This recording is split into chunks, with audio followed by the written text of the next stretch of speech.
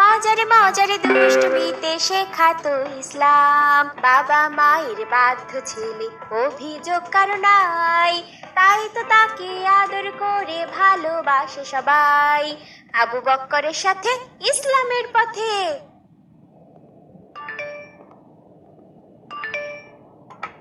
আসসালামু আলাইকুম বাবা। এসো বাবা, ভিতরে এসো। ওয়ালাইকুম আসসালাম। আবু বক্কর, তোমার জন্য ঈদের 2টা নতুন পাঞ্জাবি এনেছি। কই বাবা? এই তো বাবা। মাশাআল্লাহ বাবা, তুমি মা আর আমাদের বাসার কাজের মেয়েটার জন্য কিছু আনোনি বাবা? হ্যাঁ বাবা, এটা তোমার মায়ের জন্য, আর এইটা আমার জন্য, এইটা বিলকিসের জন্য। বাবা নাও, রেখে দাও। ঠিক আছে। মা, মা, দেখো বাবা আমাদের জন্য ঈদের বাজার করে এনেছেন।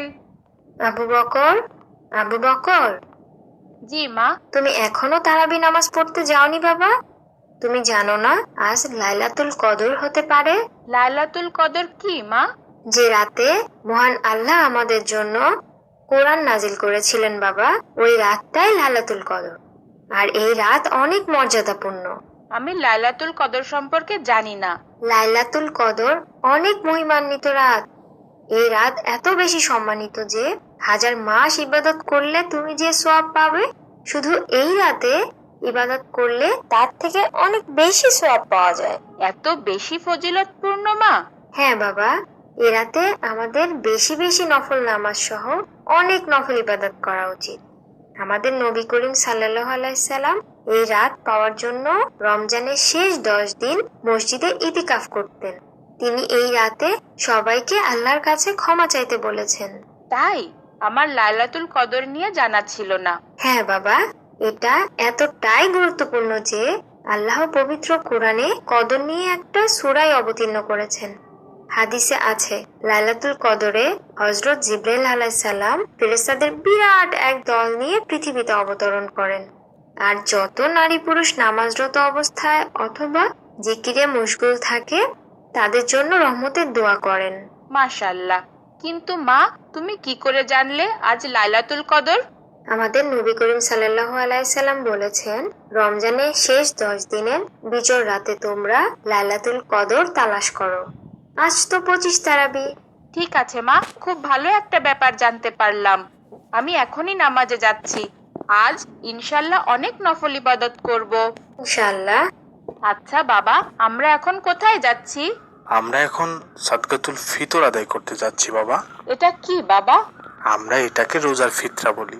ফিতরা রমজান মাসে নির্ধারিত সদকা বাবা, এটা আদায় করা ওয়াজিব। ফিতরা মূলত গরিবদের দেওয়া হয় যেন তারা ভালোভাবে ঈদ করতে পারে। আর আমাদের রোজাতে তো অনেক ভুল ত্রুটি হয়, ফিতরাকে রোজার ভুল ত্রুটির ক্ষতিপূরণও ধরা হয় বাবা। আমরা এখন যারা ফিতরা নেওয়ার যোগ্য তাদের খুঁজে বের করে ফিতরা দিব। ফিতরা কি আজকেই দেওয়া বাধ্যতামূলক বাবা? পরে দিলে হবে না? ঈদের নামাজে যাওয়ার আগেই ফিতরা আদায় করা সর্বোত্তম, তবে আগেও ফিতরা দেওয়া যায়। আর যদি কেউ কোনো কারণে ঈদের নামাজের আগে আদায় করতে না পারে তাহলে পরেও আদায় করা যাবে। তবে আমাদের প্রিয় নবী সাল্লাল্লাহু আলাইহি সাল্লাম ঈদগাহে যাওয়ার আগেই ফিতরা আদায় করতেন। ঠিক আছে বাবা, আমি বুঝেছি। হ্যাঁ বাবা, আমরা ফিতরা দেওয়া শেষ হলে মাগরিবের নামাজ আদায় করব, তারপর চাঁদ দেখবো ইনশাল্লাহ। আজ ঈদুল ফিতরে চাঁদ দেখা যেতে পারে। তাই? তাহলে তো অনেক মজা হবে। আগামীকাল ঈদ। হ্যাঁ বাবা, হাদিস শরীফে আছে, রাসূলুল্লাহ সাল্লাল্লাহু আলাইহি সাল্লাম বলেছেন, তোমরা চাঁদ দেখে রোজা রাখো, চাঁদ দেখে ঈদ করো। আর ঈদের আগের রাতে চাঁদ দেখা সুন্নত। তাহলে তো আমাদের চাঁদ দেখাও অনেক সওয়াবের ব্যাপার বাবা। হ্যাঁ বাবা। মাশাআল্লাহ বাবা, চাঁদ উঠেছে। আগামীকাল ঈদুল ফিতর। হ্যাঁ বাবা, মাশাআল্লাহ। ইনশাআল্লাহ আগামীকাল ঈদুল ফিতর।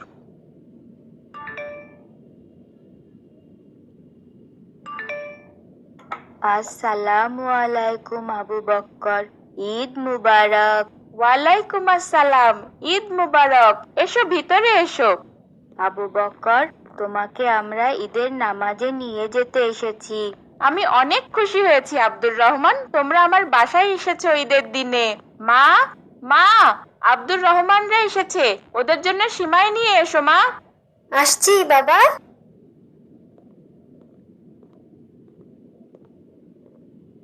ঈদের দিন তো অনেক পবিত্র বরকতময়, তাই না আবু বক্কর?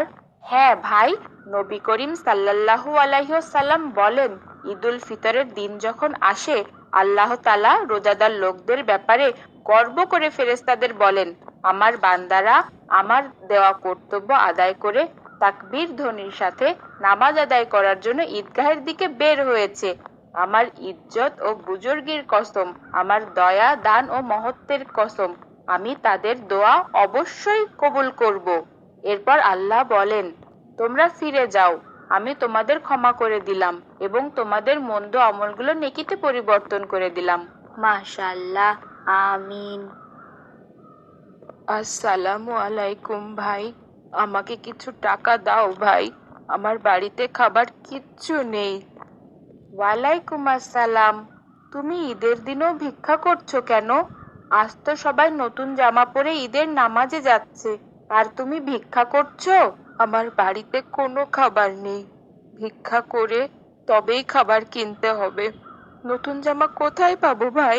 কেন, তোমার বাবা কিনে দিবেন? আমার বাবা নেই, বাড়িতে শুধু অসুস্থ মা না খেয়ে আছে, খাবার কিনে নিলে তবেই খাবে। আমাদের আর ঈদের নামাজ আর কতক্ষণ বাকি আছে আব্দুর রহমান? এখনো 30 মিনিট বাকি আছে। আব্দুর রহমান, তুমি কি আমার সাথে এখন আমার বাড়িতে একটু যেতে পারবে? ঠিক আছে, চলো যাই। আবু বকর, এখনো তো নামাজ হয়নি, তুমি এত তাড়াতাড়ি বাসায় চলে এসেছো কেন? তোমার কি মন খারাপ বাবা? হ্যাঁ মা। কেন বাবা, কি হয়েছে? মা, আমরা নামাজে যাচ্ছিলাম, তখন দেখি একটা ছেলে ছেঁড়া জামা পরে ভিক্ষা করছে, ওদের ঘরে খাবার নেই, খুব খারাপ লেগেছে আমার। আচ্ছা, এই ব্যাপার। এসো আমার সাথে এসো।